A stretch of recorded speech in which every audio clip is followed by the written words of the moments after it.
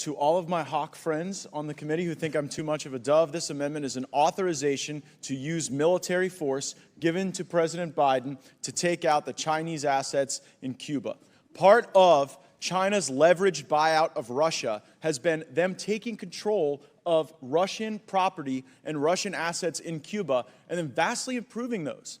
So, whereas we didn't really care too much about the Russians having 1960s technology 90 miles south of Florida, we are increasingly concerned and should be a lot more concerned that China right now is functionally turning Cuba into a stationary aircraft carrier right off the coast of Florida. And so I do not offer this authorization to use military force as in any way an effort to spark or provoke war. I loathe war. I stand against war. I try to wind them down when we can.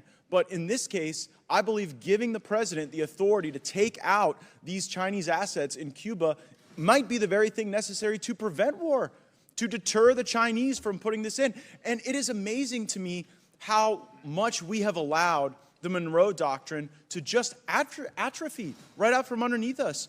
We would never have allowed these types of encroachments by China into Latin America, into the Bahamas, the Caribbean, Cuba, if we really cared about the Monroe Doctrine. So while the Foreign Affairs Committee has unfortunately asserted equities here, and I'll have to withdraw the amendment, I do think we need to have a very serious conversation about what these Chinese buildups in Cuba mean, and we cannot view them through the same lens that we viewed Russia's participation in Cuba's military enterprise.